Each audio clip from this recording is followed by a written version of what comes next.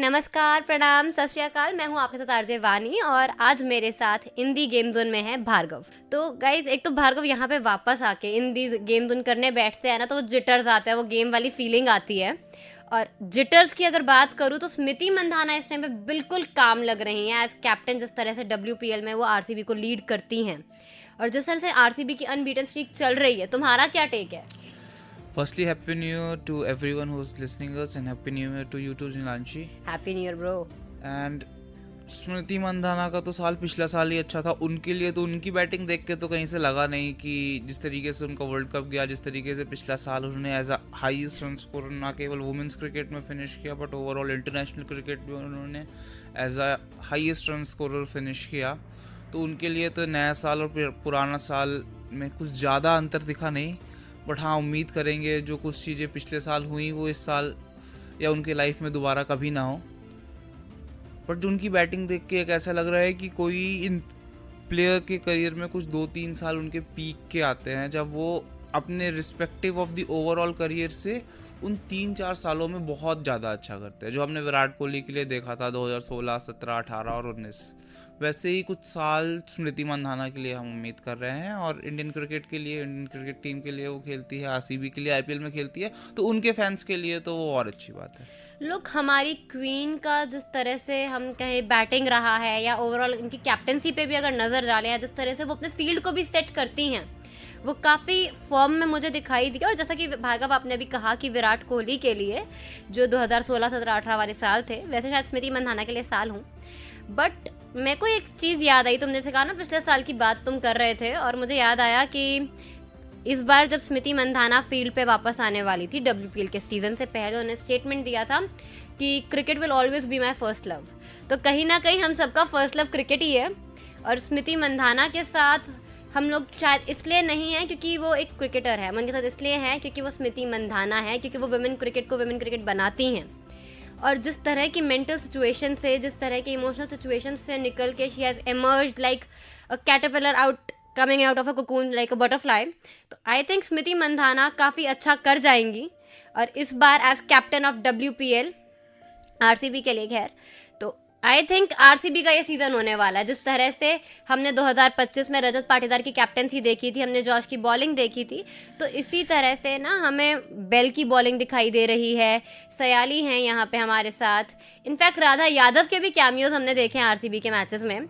तो मज़े तो बहुत आने वाले हैं हमें WPL के सीजन में इस बार। स्पेशली स्मृति मंधाना की पिछली इनिंग्स, पिछले सीरीज, पिछले वर्ल्ड कप, पिछला ईयर एक अलग था। वो एक अलग मेंटल फेज में थी।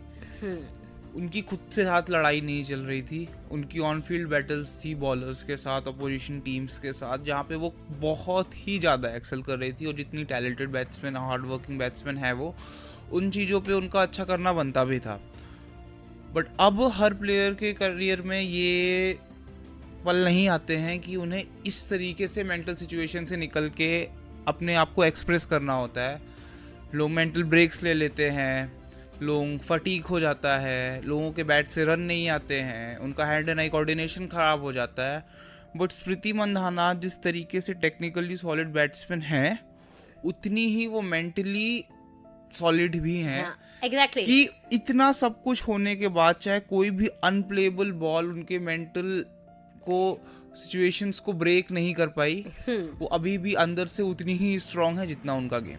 ऑब्वियसली मैं बिल्कुल यहाँ पे एग्री करती हूँ। मैं तो ये कहूँगी कि लाइफ ने उनको एक अनप्लेएबल बाउंसर डाला था, एंड जिस तरह का प्लेयर स्मृति मंधाना है, तो उन्होंने फ्लिंच भी नहीं किया होगा। बट जिस तरह से उन्होंने, a beamer not a bouncer, I think, which she has no option of just dugging it. ये भी बात है। तो अब हम ये सोच रहे हैं कि आरसीबी की जब बात हो ही रही है भार्गव, तो me as an RCB fan जिस चीज़ के लिए मैं और ज़्यादा खुश हूँ वो ये है कि कर्नाटका गवर्नमेंट ने चिन्नास्वामी को फिर से एक बार ओपन कर दिया है कम्पिटिटिव क्रिकेट के लिए। और मुझसे पूछो तो हम आरसीबियंस का ना घर है चिन्नास्वामी, हमारा दिल धड़कता है चिन्नास्वामी में। और चिन्नास्वामी वापस जाकर, और इससे बड़ी क्या बात हो सकती है कि हम जिंदगी में पहली बार हमारा IPL run as defending champions करने जा रहे हैं। और हमें डर लग रहा था कि यार अपने घर से नहीं करेंगे, नया घर बनेगा, नया स्टेडियम बनेगा, होम स्टेडियम बनेगा। पुणे को हम देख रहे थे, बट कहीं ना कहीं चिन्नास्वामी का वापस मिलना हमारे लिए फ़क्र की बात है, हमारे लिए अच्छी बात है, क्योंकि हमें लगता है कि अपना ये डिफेंडिंग चैंपियंस वाला रन आईपीएल के सीज़न में अगर हम करें तो अपने घर से करें, तो ये तो शायद बहुत अच्छी बात हो गई हमारे लिए। वेल फैंस जिस टीम को सपोर्ट करते हैं ना, उससे एक इमोशन जुड़ जाता है। इस आरसीबी के पास इस टाइम नए ओनर्स हैं, नए ओनर्स को इतनी कोई फ़र्क नहीं होगी कि किसी स्टेडियम पे मैच होगा, टीम का क्या नाम होगा, जिस चीज़ पे डिस्कशंस चल रहे हैं। बट वो फैंस जो पिछले 15 साल से 18 साल से इस टीम को फॉलो कर रहे हैं, स्पेशली जो यंग फैंस भी इस विराट कोहली को देख के इस टीम को सपोर्ट करने के लिए उतरे हैं, उनके लिए एक पहचान, एक ब्रांड थी चिन्नास्वामी, और वो रॉयल चैलेंजर्स बैंगलोर का होम था। तो उन फैंस के साथ जो इमोशन जुड़े हुए हैं, मुझे पर्सनली नहीं लगता कि प्लेयर्स भी, क्योंकि प्लेयर्स तो बदलते रहते हैं हर सीज़न। आरसीबी की टीम, पुरानी जो टीम थी, उसमें शायद एक विराट कोहली ही बचे हुए हैं, और तो सभी जा चुके हैं, तो बाकी सारे प्लेयर्स का कोई इतना बड़ा इमोशन नहीं कैरी करता होगा चिन्नास्वामी जितना विराट कोहली के लिए करता है। बट ये खेल केवल विराट कोहली का नहीं है, विराट कोहली का खेल 2 या 3 साल का ही बचा हुआ है, बट फैंस जो 18 साल से इस टीम को सपोर्ट कर रहे हैं, उनके लिए आरसीबी को चिन्नास्वामी में देखना एक इमोशनल सेटिस्फैक्शन के रूप में है कि हाँ, हम अपने घर पे खेल रहे हैं। हाँ। ये चाहे आप कोई किसी का भी फैन हो, जब वानखेड़े पे मुंबई खेलती है, चेन्नई पे चेन्नई सुपर किंग्स खेलती है, ये एक इमोशनल फैक्टर जुड़ जाता है सबका, हर स्टेट से, हर सिटी से, हर स्टेडियम से, जो वाइब्रेशन वहीं पे केवल फील हो सकती है। वही चीज़ थी आरसीबी के लिए चिन्नास्वामी। मेरे हिसाब से हमेशा है कि फैंस के इंटरटेनमेंट के लिए ही एक स्पोर्ट बनाया गया, ये एक लीग बनाई गई, इसमें फैंस को प्रायोरिटाइज करना चाहिए, जो इंडियन क्रिकेट में हम बहुत कम देखते हैं। इंडियन क्रिकेट में फैंस का इतना ध्यान नहीं दिखा जाता है, क्योंकि हम जिस तरीके से अपनी ऑफरिंग स्टेडियम्स में रखते हैं, जिस तरीके के हमारे स्टेडियम स्ट्रक्चर्स हैं, जो एड्स देखते हैं, इट्स नॉट एस्थेटिकली ब्यूटीफुल। तो उन सारी चीज़ों को भी ध्यान रखते हुए चिन्नास्वामी एक ऐसा स्टेडियम था जिसपे मैच देखने में एक अलग ही खूबसूरती थी। उन्हीं सब चीज़ों को ध्यान रखते हुए चिन्नास्वामी पे मैच वापस लौटना, मैं ये भी जानता हूँ कि ह्यूमन सेफ्टी से ज़्यादा, लोगों की जो वहाँ पे देखते आ रहे हैं उनकी सेफ्टी से ज़्यादा कुछ इम्पोर्टेंट नहीं है, उसके तहत ही ये फैसला लिया गया हो तो मेरे हिसाब से सही है। इस पे कोई पर नहीं होना चाहिए, परंतु मेरे हिसाब से यही बोलूंगा, चिन्नास्वामी में और अच्छी सिक्योरिटी हो और अच्छी सेफ्टी हो और तरीके से मैनेज हो। तुम्हारी बात से मैं एग्री करती हूँ, लेकिन मुझे कहीं ना कहीं ये भी लगता है कि चिन्नास्वामी में सिर्फ एक वो गैदरिंग नहीं था जो ट्रॉफी के प्रेजेंटेशन के टाइम पे हुआ, उससे पहले भी चिन्नास्वामी में मैचेस हुए हैं और ऐसा कुछ पहले देखने को हमें नहीं मिला था। तो चिन्नास्वामी की सिक्योरिटी को शायद कहीं ना कहीं एक अपग्रेड की ज़रूरत है, but also I will mention कि बात सिर्फ यहाँ फैंस की नहीं है। चिन्नास्वामी वो जगह है जहाँ हम जैसे, तुमने और मैंने जैसे बैठ के 219 वाली पार्टनरशिप, अगर तुमको याद हो, एबी डेविलियर्स की और विराट कोहली की, वो देखी थी, और मेरे ख्याल से वो गुजरात जायंट्स के अगेंस्ट आया था, ठीक है। तो वो भी एक पार्टनरशिप है, हमने क्रिस गेल को वहाँ खेलते देखा है। तो स्टेडियम के साथ ना हम एसोसिएट करते हैं कुछ अच्छे प्लेयर्स को, लेजेंड खिलाड़ियों को, फिर चाहे वो एबी डेविलियर्स हो, क्रिस गेल हो, विराट कोहली हो। कहीं ना कहीं एक पॉइंट ऐसा भी आया था कि हमने युवराज सिंह को भी आरसीबी कलर्स में देखा था, और उसे स्टेडियम को आप युवराज सिंह से भी एसोसिएट करते हो, स्मृति मंधाना से एसोसिएट करते हो, राधा यादव से एसोसिएट करते हो। तो कहीं ना कहीं taking Chinnaswamy away from RCB was like किसी भी पेड़ की ना जड़ें काट देना। तो चिन्नास्वामी रेड एंड गोल्ड का, #प्ले बोल्ड का जो सबसे, मतलब क्या बोलूं, प्रतीक होता है ना, वो चीज है चिन्नास्वामी। चिन्नास्वामी एक वुमेन्स क्रिकेट में भी एक बड़ा इम्पैक्ट छोड़ रहा था, जिस तरीके से आरसीबी की वुमेन्स टीम ने, उन्होंने पहले आईपीएल जीता, तो उनको जो पहली बार सेलिब्रेट करने को मिला वो वुमेन आईपीएल था। हाँ, तो चिन्नास्वामी से इमोशंस तो हमेशा जुड़े ही रहेंगे। भार्गव, मैं करेक्ट करूंगी तुमको यार, वो वुमेन आईपीएल नहीं था, वो वुमेन प्रीमियर लीग थी मेरे भाई।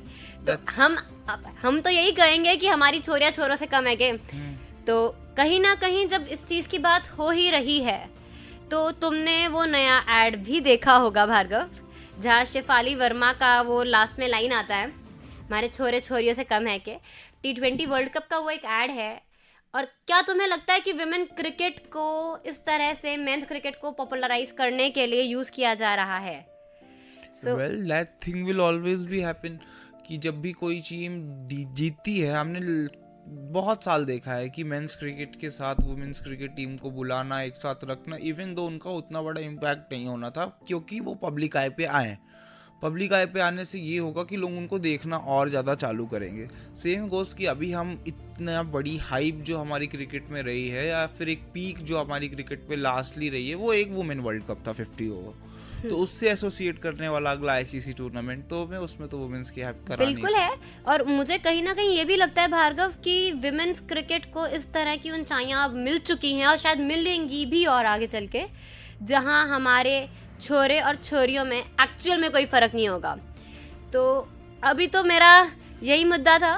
बाकी तुम कुछ बात करना चाहो अगर भार्गव हमारी ऑडियंस के साथ? अभी तो सबसे बड़ा मुद्दा तो यही रहा कि न्यूजीलैंड सीरीज। हाँ, न्यूजीलैंड सीरीज एक ऐसी टीम के साथ आई थी, न्यूजीलैंड जिस टीम का हिस्सा केन विलियमसन नहीं थे, सचिन रविंद्र नहीं थे, मिचेल सैंडनर नहीं थे, जेकब डफी नहीं थे, मैट हेनरी नहीं थे। एक सेकंड स्ट्रिंग न्यूजीलैंड टीम जो शायद न्यूजीलैंड की बी या सी टीम हो, हाँ, जिसमें बैटिंग में तो कुछ चेहरे जाने पहचाने थे, वो भी पहली प्लेइंग 11 का हिस्सा नहीं होते थे, जो बाहर बेंच में बैठा करते थे। बॉलिंग में हम जो क्लोजली क्रिकेट को फॉलो करते थे वो भी 2-3 बॉलर्स को नहीं जानते थे, पहली बार वो डेब्यू कर रहे थे। उसके बाद जिस तरीके से तीनों मैच न्यूजीलैंड ने खेले हैं, लास्टली पहला मैच मुझे पर्सनली लगता है, regardless of Virat Kohli's brilliant 93, Harshit Rana cameo और केएल राहुल फिनिश, न्यूजीलैंड वो गेम हार गई अपनी फील्डिंग से। उन्होंने कैचेस छोड़े, अगर नहीं तो इस रिजल्ट भी इसका भी 3-0 होता, जैसे 3 टेस्ट मैचेस का रिजल्ट था। लास्ट के 2 वनडेज में उन्होंने बहुत अच्छा पुल ऑफ किया, दूसरा मैच वो जीते, तीसरे मैच में इंडिया को उन्होंने आउटप्लेड किया। फिर जिस तरीके से बैटिंग करनी चालू की स्पेशली, बट इस सीरीज से इंडिया का इनटेक तो बहुत ज़्यादा नहीं हुआ। यस कि हमने शुभमन गिल को दोबारा फॉर्म में आते हुए देखा, उसकी झलक देखी, जिस तरीके से उन्होंने 2 50s लगाई इस सीरीज में। रोहित शर्मा पे एक बड़ा सवाल बनता रहा कि ऑस्ट्रेलिया की सीरीज के बाद साउथ अफ्रीका और न्यूजीलैंड सीरीज में वो एक बड़े रन्स नहीं कर पाए, इवन हाफ सेंचुरी भी नहीं हुई उनकी एक भी इस सीरीज पे। बट केएल राहुल का ब्रिलियंट 100 सेकेंड मैच पे, हर्षित राणा जिन्हें काफ़ी लंबे समय से ट्रोल किया जा रहा था, हर्षित राणा जो केवल ये कहते थे कि वो गौतम गंभीर के कोटे पे खेल रहे हैं, गौतम गंभीर के हेड कोच की बैकिंग पे खेल रहे हैं। हर्षित राणा फाइनली किस टैलेंट को अपने अंदर रखते हैं और क्या क्वालिटी अपने अंदर रखते हैं 8 नंबर में एज अ बैट्समैन और एज अ बॉलर जो क्विक हैं, हिट द डायरेक्ट बॉलिंग करते हैं। उनकी सीम पोजीशन जब पिच में लगती है तो वो ज़्यादा बाउंस लेती है। ये सब कुछ चीज़ें जो इंडियन टीम देख के, इंडियन हेड कोच देख के उन्हें बैक कर रहे थे कि साउथ अफ्रीका में ऐसी कंडीशंस होंगी। कि हर्षित राणा जो हैं, उन्होंने जितने भी ट्रॉल्स झेले हैं उन सभी ट्रॉल्स का जवाब उन्होंने अपने बल्ले से दिया है। और कहीं ना कहीं जिस तरह से उन्होंने ब्रिलियंट अपना कैमियो दिया लास्ट मैच में भी, विराट कोहली के साथ ना हमें डर लग रहा था कि दूसरे एंड पे कौन खड़ा होगा। एंड हर्षित राणा वहां पहुंचे क्रीज पे, वो वहां खड़े हुए और उन्हें जिस तरह से अपनी पारी को अंजाम दिया, आई थिंक कम्प्लीटली सेल्फलेस हर्षित राणा की नॉक रही थी वहां पे। उन्होंने ऐसा कोई भी शॉट नहीं खेला जिसको हम ये कह सकते हैं कि लप्पा मारा जैसे, बट वो भी उन्होंने नहीं किया। उन्होंने प्रॉपरली क्रिकेट खेला और जब तक वो वहां थे तो उन्होंने हर किसी के साथ जो हमारी उम्मीदें थी मैच को जीतने की, कि वहां से भी हर्षित राणा और विराट कोहली हमें मैच जिता देंगे, वो उम्मीदें शायद हमारी जिंदा रखी उन्होंने। कैमियोस की बात करें अगर भार्गव, तो नीतीश कुमार रेड्डी, उन्होंने जिस तरह का गेम खेला तो मुझे लगता है वो भी काबिले तारीफ थे। जिस तरह का उन्होंने का प्यारा सा एक कैमियो था 53 रन्स का, हालांकि उनको हाफ सेंचुरी जरूर मिली बट ही फेल शॉर्ट। और कहीं ना कहीं जिस तरह की वो कैच रही थी, what will be your take on Will Young, जो न्यूजीलैंड के प्लेयर हैं विल यंग, उनके ऊपर तुम्हारा क्या टेक रहेगा? अच्छी बैटिंग की मेरे हिसाब से उन्होंने सीरीज पे, बट हाँ एक वो कैमियो विल यंग के साथ हम हमेशा एसोसिएट किए हैं, बहुत ज़्यादा न्यूजीलैंड क्रिकेट से बाहर रहने वाले प्लेयर। कभी कभी मौका मिलता है, उस मौके को भी बहुत अच्छे से नहीं बना पाते, पहले मैच में आके रन कर देते हैं हमेशा, बट फिर सीरीज पे एक तरीके से फ्लॉप ही रह जाता है उनका। अभी भी उनके लिए मुश्किल ही होगा, जिस तरीके से डेविन कॉनवे हैं, टॉम लेथम भी इस टीम का हिस्सा नहीं है, सचिन रविंद्र भी नहीं है, केन विलियमसन भी नहीं है। उनके आने के बाद क्या न्यूजीलैंड का कॉम्बिनेशन बनता है, उस हिसाब से विल यंग के बारे में चीज़ें रहेंगी। सही बात है। वैसे तो अभी हम लोग अगर इन इनिंग्स की नॉक्स की बात करें भार्गव, तो सबसे इम्पोर्टेंट नॉक रही है विराट कोहली की, जिसे हम कहते हैं, अक्सर हम उन्हें इंडिया की वन मैन आर्मी कह देते हैं, हम उन्हें प्यार से किंग कोहली कहते हैं। लेकिन जब से विराट कोहली उठ के खड़े हुए हैं, जब से वो वर्ल्ड क्रिकेट में आए हैं, 2013 ले लो, तो उस टाइम से लेके करेंटली आज के प्रेजेंट 2026 तक he is carrying the team forward. कि इससे पहले सचिन तेंदुलकर थे और हम कहते थे कि सचिन के बाद विराट कोहली है, विराट कोहली संभाल लेंगे। तो अब आगे कौन, विराट कोहली के बाद कौन? मेरा हिसाब से तो इसका आंसर यही है कि अभी विराट कोहली हैं। अभी विराट कोहली हैं। T20 क्रिकेट में हमने तिलक वर्मा को देखा है वो चीज़ करते हुए, regardless of the injuries. Shubman Gill को भी हमने इंग्लैंड में रन करते हुए देखा है। बट ओडीआई क्रिकेट में जिस तरीके से ओडीआई क्रिकेट खेला जा रहा है पिछले कुछ डिकेड्स में, ओडीआई क्रिकेट खेलने का तरीका बहुत अलग है T20 क्रिकेट से, बहुत अलग है टेस्ट क्रिकेट से। ओडीआई क्रिकेट खेलने के लिए आपको मेंटली उस तरीके के फ्रेम में जाना होता है कि जहां आप डिफेंसिव गेम भी खेल लो, आप अटैकिंग भी कर लो, स्ट्राइक रोटेट भी कर लो। ओडीआई क्रिकेट सब कुछ ऑफर करता है, और ये सब कुछ जब वो ऑफर करता है तो एक ही प्लेयर आता है जो इन सब चीज़ों में काफ़ी ज़्यादा एक्सेल करता है। जब जरूरत हो छक्का लगाना, जब जरूरत हो डिफेंसिव गेम प्ले दिखाना, वो प्लेयर है विराट कोहली। भार्गव, मैं बात ये समझती हूँ, लेकिन हमारा जो क्रिकेट है, क्रिकेट का एक मतलब इसको रूल कह लो या फ्लो ऑफ टाइम कह लो, जो मर्जी कह लो, हम सब ये जानते हैं अंदर ही अंदर, क्योंकि मैं विराट कोहली की बहुत बड़ी फैन हूँ और मैं हमेशा ना एक डर में रहती हूँ आजकल कि विराट कोहली अब लास्ट दिखेंगे। अभी भी जैसे ओडीआई सीरीज के बाद हम लोग उनको अगले 6 महीने के लिए, कुछ वक्त के लिए हम उनको नहीं देखेंगे, और वो डर अंदर ही अंदर रहता है कि जिस तरह से उन्होंने अपनी टेस्ट रिटायरमेंट अनाउंस कर दी एक सिंपल इंस्टा पोस्ट के साथ। हालांकि 2027 से पहले हम विराट कोहली से वो एक्सपेक्ट नहीं करते, 2027 के वर्ल्ड कप में हम विराट कोहली को देखेंगे। और लेकिन उसके बाद क्या, क्योंकि हम सब जानते हैं कि जिस तरह से रोहित शर्मा और Virat Kohli 2 format of the game से रिटायरमेंट ले चुके हैं और सिर्फ ओडीआई खेल रहे हैं, और modern master Virat Kohli ODI के एक जायंट है, वेदर यू लाइक इट और नॉट। तो उनके बाद कौन है जो टीम इंडिया को आगे ले जा सकता है, जो टीम इंडिया चीज कर सकता है? मेरा वही सवाल है। जब विराट कोहली ने T20 क्रिकेट छोड़ी, कोई नहीं था, कोई भी विराट कोहली को रिप्लेस करने वाला नहीं था।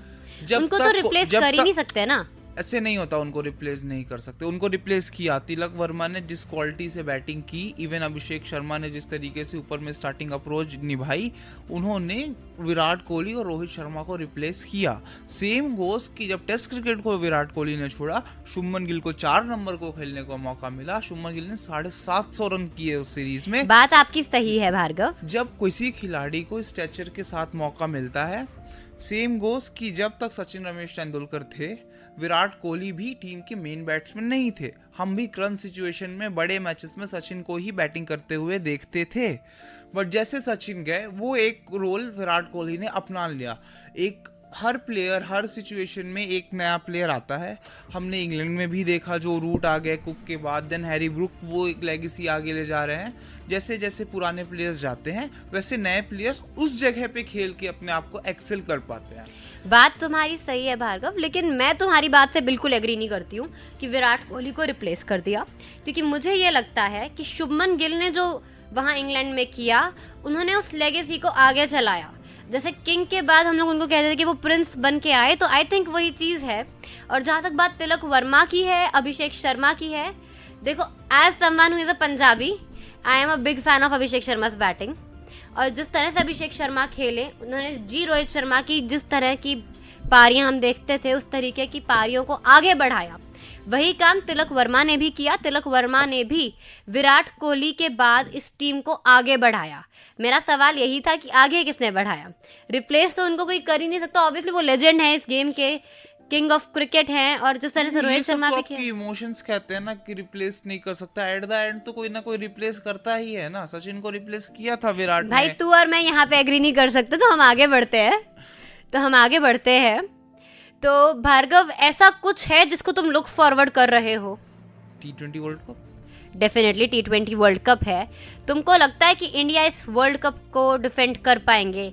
होम वर्ल्ड कप है और हम इसको जिस तरह से खेल रहे हैं, किसी भी टीम ने कॉन्जिक्यूटिवली 2 बार T20 वर्ल्ड कप की ट्रॉफी नहीं जीती है। Well India is a very formidable side. जो हाँ। पहली चीज है, हमारी बॉलिंग सभी टीमों से बहुत ज़्यादा बेहतर है, बहुत ज़्यादा बेहतर है। बैटिंग पे सवाल हैं, बैटिंग कॉम्बिनेशंस पे सवाल हैं, कोच गौतम गंभीर की थिंकिंग पे सवाल है, और सबसे ज़्यादा सवाल है इंटरेस्ट पे। ये शायद मेरे हिसाब से जितने भी T20 वर्ल्ड कप्स मैंने देखे हैं 2014 से, या फिर जितने भी ICC टूर्नामेंट्स मैंने देखे हैं इंक्लूडिंग वुमेन्स, जैसे हमने लास्टली देखा, हाँ। लास्ट 2 सालों में देखा जिस तरीके से वुमेन्स क्रिकेट को, ये सबसे ज्यादा लीस्ट इंटरेस्टेड वर्ल्ड कप होने वाला है। इसके रीजंस बहुत सारे हैं। रीजंस ये भी हैं कि विराट कोहली, रोहित शर्मा इस वर्ल्ड कप का हिस्सा नहीं है, बड़े प्लेयर्स इस वर्ल्ड कप का हिस्सा नहीं है, स्टीव स्मिथ नहीं है, केन विलियमसन नहीं है। भार्गव, मुझे कहीं ना कहीं ये चीज लगती है कि क्रिकेट जो है ना, वो एक प्लेयर को बड़ा प्लेयर बनाता है, और हो सकता है कि इसी वर्ल्ड कप के जरिए हमें एक और नया बड़ा प्लेयर देखने को मिले, क्योंकि शायद शुभमन गिल इस टीम में नहीं है, तो हम अभिषेक शर्मा को इस वर्ल्ड कप में देखेंगे, हम ईशान किशन को इस वर्ल्ड कप में देखेंगे। और ईशान किशन को जब हमने लास्ट किसी ICC टूर्नामेंट में देखा था, तो वो था 2023 में, जब उन्होंने डबल सेंचुरी भी लगाई थी। तो जिस तरह के ईशान किशन प्लेयर हैं, तो उसको हम लुक फॉरवर्ड जरूर करेंगे, जिस तरह से ईशान किशन खेलते हैं। फिर उस वर्ल्ड कप में भी वो डबल सेंचुरी लगा के आए थे, आपने सही किया, सही कहा। और सेम गोस विथ वो इस बार भी जिस तरीके की फॉर्म कैरी करके वर्ल्ड कप में आ रहे, it's very tough for him to get a chance in the playing 11, but जिस तरीके से सारे प्लेयर्स का इम्पैक्ट है, specially I want Surya Kumar Yadav to step up. अब हाई टाइम है, अब उन्होंने रन करने होंगे, और रन ऐसे नहीं करने होंगे कि हम वर्ल्ड कप जाके रन करेंगे। ये जो अभी घर पे सीरीज है न्यूजीलैंड के साथ, यहीं से उनको फॉर्म में आना पड़ेगा, अपने आप को जस्टिफाई करना पड़ेगा कि हाँ, I am a right choice to be the captain, I am a right choice to be the right batsman of the team. Bhargav, as a captain he is perfect in my eyes. जिस तरह से वो captaincy करते हैं, मेरे लिए तो सूर्य कुमार यादव कमाल के कैप्टन हैं। अगर रोहित शर्मा के बाद बैटिंग या बॉलिंग, आप 2 काम तो करते हो एज अ प्लेयर, वो आपकी कैप्टनसी को हमेशा इफेक्ट करती है। जब भी आप अच्छे रन नहीं कर रहे होते हो, बॉलिंग में विकेट नहीं ले पाते हो, तो एट द एंड बड़े स्टेजेस पे जाके, जैसे वर्ल्ड कप्स होते हैं, आप एक बैक लीड ले लेते हो, क्योंकि मेरी बैटिंग में चीजें नहीं सही जा रही, तो क्या पता मैं कैप्टनसी में चीजें करूं वो गलत हो जाए। वो तो मेंटल प्रिपरेशन की बात कर रहे हो ना Bhargav? That's not just mental preparation, that's confidence, that's your batting, your individual performance gives to you. Obviously individual performance को और कैप्टनसी को अलग अलग रखना शायद लगभग नामुमकिन है, ठीक है, बट सूर्य कुमार यादव ने ऐसा पिछले कुछ मैचेस में हमें करके दिखाया है। Though definitely Surya, we will be waiting for Surya the batter, जिस तरीके से आप कह रहे थे कि सूर्या द बैटर को भी ढूंढना है हमें इसका, तो हमें तो इंतजार रहेगा as people have watched you since you have arrived in the world cricket phenomena. और कहीं ना कहीं T20 वर्ल्ड कप के लिए आप जुड़े रहिएगा मेरे और भार्गव के साथ, only on in the game zone. Signing off, this is RJ वानी फ्रॉम रेडियो पंजाब 90.2।